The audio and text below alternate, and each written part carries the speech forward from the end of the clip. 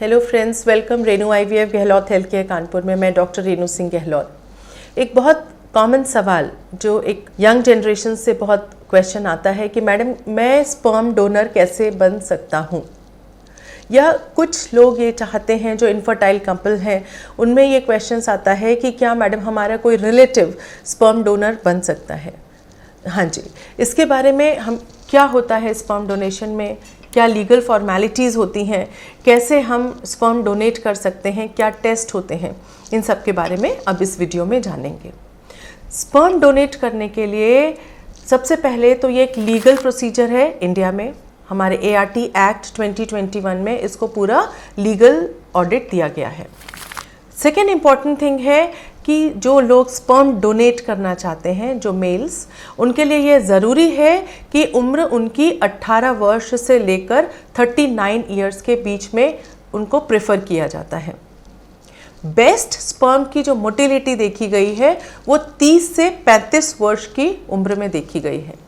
Number से ज़्यादा sperm की मोटिलिटी है जो फर्टिलिटी पोटेंशियल के लिए ज़्यादा ज़रूरी होती है, और बेस्ट नंबर स्पर्म्स के देखे जाते हैं 21 वर्ष से 25 वर्ष की उम्र में।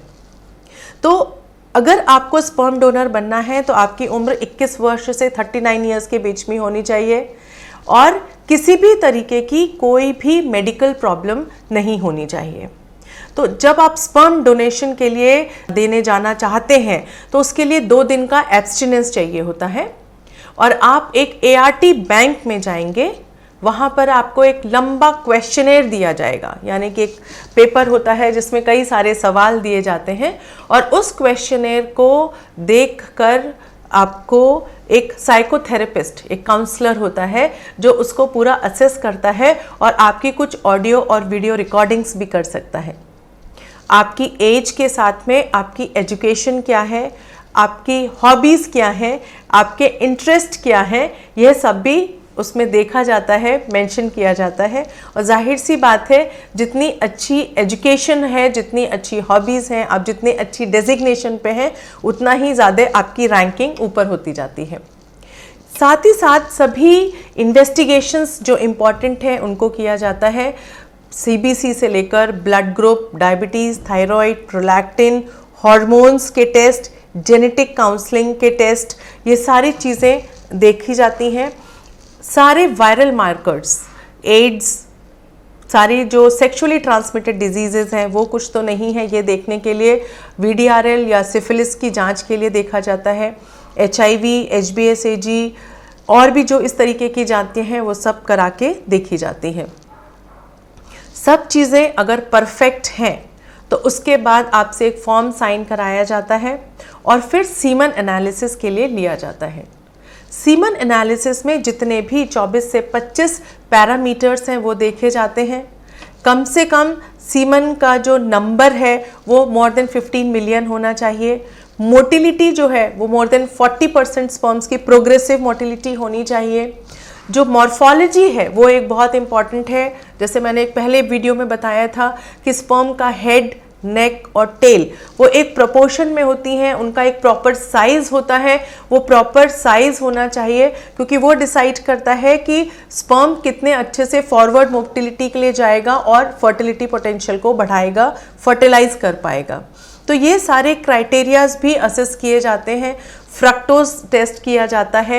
इन्फेक्शंस सारे देखे जाते हैं कि किसी भी तरीके का कोई इन्फेक्शन तो नहीं है, किसी तरीके की कभी कोई लंबी बीमारी तो आपको नहीं हुई है, कोई इंजरी तो नहीं हुई है।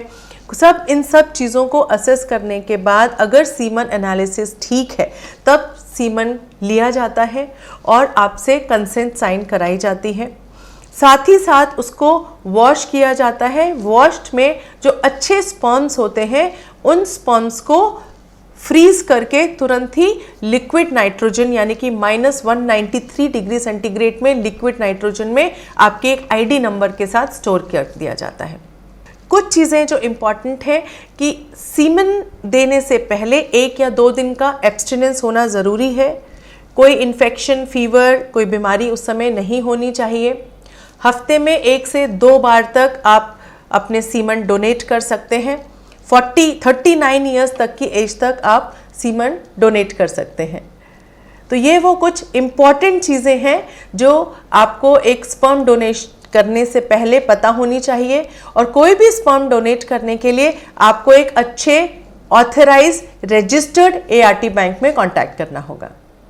Thank you so much. इससे रिलेटेड किसी भी तरीके की इनफर्टिलिटी से रिलेटेड या इससे रिलेटेड कुछ भी अगर आपको जानकारी चाहिए तो आप कमेंट बॉक्स में लिख सकते हैं, and you can share this video, like and subscribe.